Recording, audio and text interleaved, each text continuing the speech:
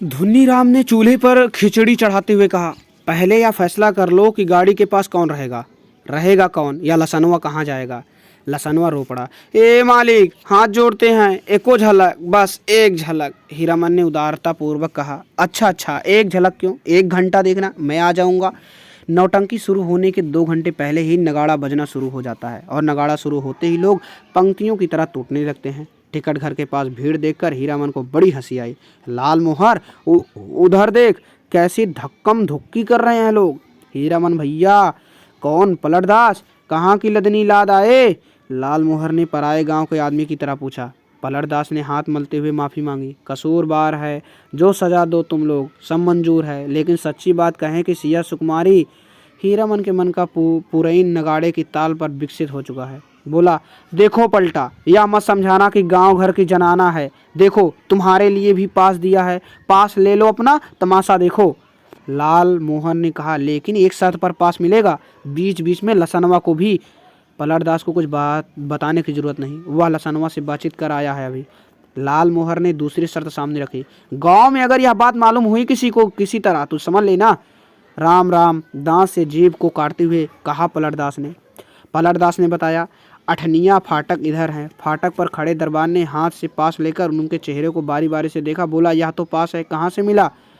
अब लाल मोहर की कचरारी बोली सुने कोई। उसके तेवर देखकर दबरान घबरा गया। मिलेगा कहाँ से, अपनी कंपनी से पूछ लीजिए जाकर। 4 ही नहीं, देखिए एक और है। जेब से 5वां पास निकाल कर दिखाया लाल मोहर ने। 1 रुपया वाले फाटक पर नेपाली दरबान खड़ा था। हीरामन ने पुकार कर कहा, ए सिपाही दाजू, सुबह को ही पहचानवा दिया और अभी भूल गए। नेपाली दरबान बोला, हीराबाई का आदमी है सब, जाने दो, पास है तो फिर काहे को रोकता है, अठनिया दर्जा। तीनों ने कपड़ घर को अंदर से पहली बार देखा। सामने कुर्सी बेंच वाले दर्जे हैं, पर्दे पर राम वन गमन की तस्वीर है। पलटदास पहचान गया, उसने हाथ जोड़कर नमस्कार किया। पर्दे पर अंकित राम, सिया सुकुमारी और लखन लला को जय हो जय हो। पलटदास की आंखें भर आई। हीरामन ने कहा, लाल मोहर, छापी सभी खड़े हैं या चल रहे हैं। लाल मोहर अपने बगल में बैठे दर्शकों से जान पहचान कर चुका है। उसने कहा, खेला भी पर्दा के भीतर है, अभी जमीनका दे रहा है लोग जमाने के लिए। पलटदास ढोलक बजाना जानता है, इसलिए नगाड़े के ताल पर गर्दन हिलाता है और दिया सिलाई पर ताल काटता है। बीड़ी आदान प्रदान करके हीरामन ने भी एकाध जान पहचान कर ली। लाल मोहर के परिचित आदमी ने चादर से देह ढकते हुए कहा, नाच शुरू होने में अभी देर है, तब तक एक नींद ले लें। सब दर्जा से अच्छा अठनिया दर्जा सबसे पीछे सबसे ऊंची जगह पर है। जमीन पर गरम पुआल है, कुर्सी बेंच पर बैठकर इस सर्दी के मौसम में तमाशा देखने वाले अभी घुच घुच कर उठेंगे चाह पीने। उस आदमी ने अपने संगी से कहा, खेला शुरू होने पर जगा देना। नहीं नहीं, खेला शुरू होने पर नहीं, हिरिया जब स्टेज पर उतरे हमको जगा देना। हीरामन के कलेजे में जरा आँच लगी। हिरिया बड़ा लटपटिया आदमी मालूम हो पड़ता है। उसने लाल मोहर को आँख की इशारे से कहा, इस आदमी से बतियाने की जरूरत नहीं। घन घन घन घड़ाम, पर्दा उड़ गया। ए हे, हीराबाई शुरू में ही उतर आई स्टेज पर। कपड़ घर खचम खच भर गया है। हीरामन का मुंह अचरस में खुल गया। लाल मोहर को ना जाने क्यों ऐसी हंसी आ रही है। हीराबाई के गीत के हर पद पर वह हंसता है बेवजह। गुलबदन दरबार लगा कर बैठी है, ऐलान कर रही है, जो आदमी तख्त 1000 बना कर ला देगा, मुँह मांगी चीज़ इनाम में दी जाएगी। अजी है कोई ऐसा फनकार तो हो जाए तैयार, बना कर लाए तख्त 1000। आ किड़ किड़ किर, अलबत्त नाचती है, क्या गला है। मालूम है यह आदमी कहता है कि हीराबाई पान बीड़ी सिगरेट जर्दा कुछ नहीं खाती। ठीक कहता है, बड़ी नेम वाली रंडी है। कौन कहता है कि रंडी है, दांत में मिस्सी कहाँ है, पाउडर से दांत धो लेती होगी।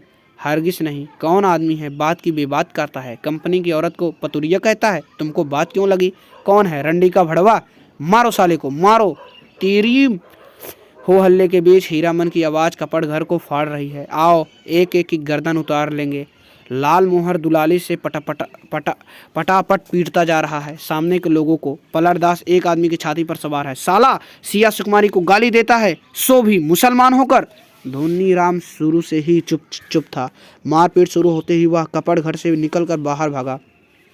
काले कोट वाले नौटंकी के मैनेजर नेपाली सिपाही के साथ दौड़े आए। दरोगा साहब ने हंटर से पीट पाट शुरू की। हंटर खाकर लाल मोहर तिलमिला उठा। कचरारी बोली में भाषण देने लगा। दरोगा साहब मारते हैं, मारिए, कोई हर्ज नहीं, लेकिन यह पास देख लीजिए, एक बार पॉकेट में भी है, देख सकते हैं हुजूर, टिकट नहीं पास। तब हम लोगों के सामने कंपनी की औरत को कोई बुरी बात करे तो कैसे छोड़ देंगे। कंपनी के मैनेजर की समझ में आ गई सारी बात। उसने दरोगा को समझाया, हुजूर मैं समझ गया, यह सारी बदमाशी मथुरा मोहन कंपनी वालों की है। तमाशे में झगड़ा खड़ा करके कंपनी को बदनाम नहीं हुजूर, इन लोगों को छोड़ दीजिए। हीराबाई के आदमी है, बेचारी की जान खतरे में है, हुजूर से कहा था ना। हीराबाई का नाम सुनते ही दरोगा ने तीनों को छोड़ दिया, लेकिन तीनों की दुआली छीन ली गई। मैनेजर ने तीनों को 1 रुपए वाले दर्जे में कुर्सी पर बिठाया। आप लोग यहीं बैठिए, पान भिजवा देता हूँ। कपड़ घर शांत हुआ और हीराबाई स्टेज पर लौट आई। नगाड़ा फिर घनघना उठा। थोड़ी देर बाद तीनों को एक ही साथ धुन्नीराम का ख्याल हुआ। अरे धुन्नीराम कहाँ गया? मालिक, ओ मालिक, लसनवा कपड़ घर से बाहर चिल्लाकर पुकार रहा है। ओ लाल मोहर मालिक। लाल मोहन ने तार स्वर में जवाब दिया। इधर से, उधर से, एक टकिया फाटक से। सभी दर्शकों ने लाल मोहर की ओर मुड़कर देखा। लसनवा को नेपाली सिपाही लाल मोहर के पास ले आया। लाल मोहर ने जेब से 5 पास निकाल कर दिखा दिया। लसनवा ने आते ही पूछा, मालिक कौन आदमी क्या बोल रहा था, बोलिए तो जरा, चेहरा दिखला दीजिए उसकी एक झलक। लोगों ने लसनवा की चौड़ी और सपाट छाती देखी। जाड़े के मौसम में भी खाली देह चेले चाटी के साथ आए हैं लोग। लाल मोहर ने लसनवा को शांत किया। तीनों चारों से मत पूछे कोई, नौटंकी में क्या देखा, किस्सा कैसे याद रहे। हीरामन को लगता था हीराबाई शुरू से ही उसी की ओर टकटकी लगाकर देख रही है, गा रही है, नाच रही है। लाल मोहर को लगता था हीराबाई उसकी ओर देख रही है, वह समझ गई है। हीरामन से भी ज़्यादा पावर वाला आदमी है लाल मोहर। पलट दास किस्सा समझता है, किस्सा और क्या होगा। रामायण की ही बात, वही राम, वही सीता, वही राम लखन लाल और वही रावण। सिया सुकुमारी को राम जी से छीनने के लिए रावण तरह तरह का रूप धरकर आता है। राम और सीता भी रूप बदल लेते हैं। यहाँ भी तख्त हजार बनाने वाला माली का बेटा राम है, गुलबदन मियाँ सुकुमारी है, माली के लड़के का दोस्त लखन लाला है और सुल्तान है रावण। धुन्नी राम को बुखार है तेज। लसनवा को सबसे अच्छा जोकर का पाठ लगा है। चिरैया तोहके लेके ना जाइबे नरहट के बजरिया। वह उस जोकर से दोस्ती लगाना चाहता है, नहीं लगावेगा दोस्ती जोकर साहब। हीरामन को एक गीत की आधी कड़ी हाथ लगी है। मारे गए गुलफाम। कौन था यह गुलफाम? हीराबाई रोती हुई गा रही थी। अजी हाँ, मारे गए गुलफाम, चिड़िया बेचारा गुलफाम। तीनों को दुआली वापस देते हुए पुलिस के सिपाही ने कहा, लाठी दुआली लेकर नाच देखने आते हो? दूसरे दिन मेले भर में यह बात फैल गई। मथुरा मोहन कंपनी से भाग कर आई है हीराबाई, इसलिए इस बार मथुरा मोहन कंपनी नहीं आई है, उसके गुंडे आए हैं। हीराबाई भी कम नहीं, बड़ी खिलाड़ औरत है। 13 देहाती लठैत पाल रही है। वह मेरी जान भी कहे तो कोई मजाल है। 10 दिन रात दिन भर भाड़ा ढोता हीरामन। शाम होते ही नौटंकी का नगाड़ा बजने लगता। नगाड़े की आवाज़ सुनते हीराबाई की पुकार कानों के पास मंडराने लगती। भैया, मीता, हीरामन, उस्ताद, गुरुजी। हमेशा कोई न कोई बाजा उसके मन के कोने में बजता रहता। दिन भर कभी हारमोनियम, कभी नगाड़ा, कभी ढोलक और कभी हीराबाई की पैजनी। उन्हीं साजों की गत पर हीरामन उठता बैठता, चलता फिरता। नौटंकी कंपनी के मैनेजर से लेकर पर्दा खींचने वाले तक उसको पहचानते हैं, हीराबाई का आदमी है। पलट दास हर रात नौटंकी शुरू होने के समय श्रद्धापूर्वक स्टेज को नमस्कार करता, हाथ जोड़कर। लाल मोहर एक दिन अपनी कचरारी बोली सुनाने गया था हीराबाई को। हीराबाई ने पहचाना ही नहीं। तब से उसका दिल छोटा हो गया है। उसका नौकर लसनवा उसके हाथ से निकल गया है, नौटंकी कंपनी में भर्ती हो गया है। जोकर से उसकी दोस्ती हो गई है। दिन भर पानी भरता है, कपड़े धोता है, कहता है गांव में क्या है जो जाएंगे। लाल मोहर उदास रहता है। धुन्नी राम घर चला गया है बीमार होकर। हीरामन आज सुबह से 3 बार लदनी लाद कर स्टेशन आ चुका है। आज न जाने क्यों उसको अपनी भौजाई की याद आ रही है। धुन्नी राम ने कुछ कह तो नहीं दिया है। बुखार की झोंक में यही कितना अटर पटर बक रहा था। गुलबदन, तख्त हजार, लसनवा मौज में है, दिन भर हीराबाई को देखता होगा। कल कह रहा था, हीरामन मालिक तुम्हारे अकबाल से खूब मौज में हूँ। हीराबाई की साड़ी धोने के बाद कठौते का पानी अत्तर गुलाब हो जाता है, उसमें अपनी गमछी डुबाकर छोड़ देता हूँ। लो सूंघोगे? हर रात किसी न किसी के मुंह से सुनता है वह हीराबाई रंडी है। कितने लोगों से लड़े वह, बिना देखे ही लोग कैसे कोई बात बोलते हैं। राजा को भी लोग पीठ पीछे गाली देते हैं। आज वह हीराबाई से मिलकर कहेगा, नौटंकी कंपनी में रहने से बहुत बदनाम करते हैं लोग। सर्कस कंपनी में क्यों नहीं काम करती, सबके सामने नाचती है। हीरामन का कलेजा दब दब जलता रहता है उस समय। सर्कस कंपनी में बाघ को उसके पास जाने की हिम्मत कौन करेगा। सुरक्षित रहेगी हीराबाई। किधर की गाड़ी आ रही है?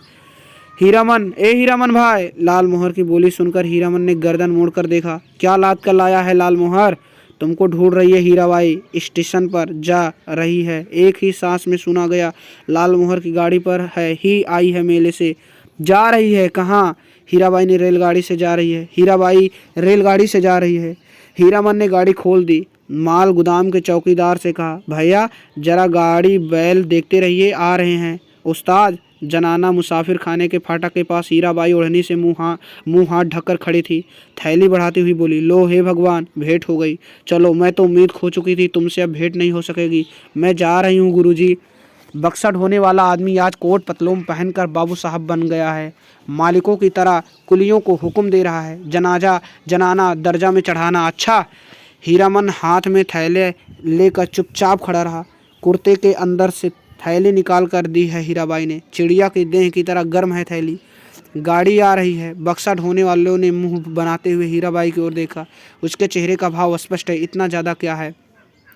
हीराबाई चंचल हो गई, बोली, हीरामन इधर आओ अंदर। मैं फिर लौट कर जा रही हूँ मथुरा मोहन कंपनी में, अपने देश की कंपनी है। वनैली मेला आओगे ना? हीरामन ने हीरामन के कंधे पर हाथ रखा, इस बार दाहिने कंधे पर। फिर अपनी थैली से रुपए निकालते हुए बोली, एक गर्म चादर खरीद लेना। हीरामन की बोली फूटी, इतनी देर के बाद इस हरदम रुपया पैसा, रखिए रुपया पैसा, क्या करेंगे चादर? हीरामन का हाथ रुक गया। उसने हीरामन के चेहरे को गौर से देखा, फिर बोली, तुम्हारा जी बहुत छोटा हो गया है। क्यों मीता? महुआ घटवारिन को सौदागर ने खरीद जो लिया है गुरुजी। गला भर आया हीराबाई का। बक्सा ढोने वालों ने बाहर से आवाज़ दी, गाड़ी आ गई।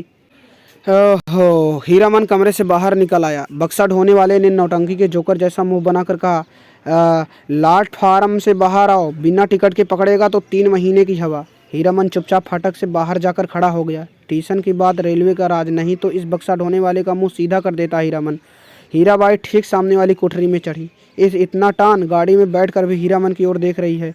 टुकुर टुकुर। लाल मोहर को देखकर जी जल उठता है। हमेशा पीछे पीछे हरदम हिस्सादारी सोचती है।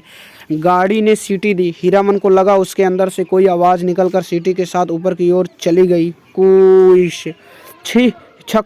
गाड़ी हिली। हीरामन ने अपने दाहिने पैर के अंगूठे को बाएं पैर की एड़ी से कुचल दिया। कलेजे की धड़कन ठीक हो गई। हीराबाई हाथ की बैगनी साफी से चेहरा पोंछती है। साफी हिलाकर इशारा करती है, अब जाओ। आखिरी डिब्बा गुजरा। प्लेटफॉर्म खाली, सब खाली। खोखले मालगाड़ी के डिब्बे, दुनिया ही खाली हो गई मानो। हीरामन अपनी गाड़ी के पास लौट आया। हीरामन ने लाल मोहर से पूछा, तुम कब तक लौट रहे हो गांव? लाल मोहर बोला, अभी गांव जाकर क्या करेंगे, यहाँ तो भाड़ा कमाने का मौका है। हीराबाई चली गई, मेला अब टूटेगा। अच्छी बात, कोई शमात देना है घर। लाल मोहर ने हीरामन को समझाने की कोशिश की, लेकिन हीरामन ने अपनी गाड़ी गांव की ओर जाने वाली सड़क की ओर मोड़ दी। अब मेले में क्या धरा है? खोखला मेला। रेलवे लाइन की बगल से बैलगाड़ी की कच्ची सड़क गई है दूर तक। हीरामन कभी रेल पर नहीं चढ़ा है। उसके मन में फिर पुरानी लालसा झांकी। रेलगाड़ी पर सवार होकर गीत गाते हुए जगन्नाथ धाम जाने की लालसा। उलटकर अपने खाली टप्पर की ओर देखने की हिम्मत नहीं होती है। पीठ में आज भी गुदगुदी लगती है। आज भी रह रहकर चंपा का फूल खिल उठता है उसकी गाड़ी में। एक गीत की टूटी कड़ी पर नगाड़े का ताल कट जाता है बार बार। उसने उलटकर देखा, बोरे भी नहीं, बांस भी नहीं, बाघ भी नहीं, परी देवी, मीता, हीरा देवी, महुआ घटवारिन, कोई नहीं। मरे हुए मुहूर्तों की गूंगी आवाज़ें मुखर होना चाहती हैं। हीरामन के होंठ हिल रहे हैं। शायद वह तीसरी कसम खा रहा है। कंपनी की औरत की लदनी। हीरामन ने हड़ात अपने दोनों बैलों को झटकी दी। दुआली से मारते हुए बोला, रेलवे लाइन की ओर उलट उलट कर क्या देखते हो? दोनों बैलों ने कदम खोलकर चाल पकड़ी। हीरामन गुनगुनाने लगा, अजी हाँ, मारे गए गुलफाम। तो दोस्तों, ये थी कहानी मारे गए गुलफाम और तीसरी कसम, जो कि फणीश्वर नाथ रेड, जो कि आंचलिक के उपन्यासकार हैं, उनके द्वारा लिखी गई है। बहुत ही अच्छी कहानी है। एक बार आप इसका संक्षिप्त सारांश पढ़ेंगे तो कहानी और भी अच्छे से आपको समझ में आ जाएगी। बहुत अच्छा है। और आपको मैं याद दिलाना चाहता हूँ कि ये इस चैनल श्री गणेश एकेडमी में कक्षा 6 से लेकर 12 तक के BA BSc बीकॉम के MA जो भी होते हैं, सबके पेपर परीक्षा होने से पहले चैनल पर डाल दिए जाते हैं। एक विषय के 5-5, 6-6 सेट पेपर डाले जाते हैं, जिससे परीक्षा में वही प्रश्न आते हैं जो इस चैनल पर डाले जाते हैं। 100% पेपर फंस फंस जाता है। आप जाकर कमेंट देख सकते हो, पूरे भारत किससे कमेंट आता है कि सर पेपर जो आपने दिखाया था वही आया है, पूरा का पूरा क्वेश्चन फंस गया है। आप पहले कमेंट देख लीजिए, फिर सब्सक्राइब कीजिएगा, आपका बहुत लाभ होगा इस चैनल से। हर प्रकार की वीडियो आएगी, सब्सक्राइब कर लो, वीडियो को लाइक कर लो। जय हिंद, जय भारत।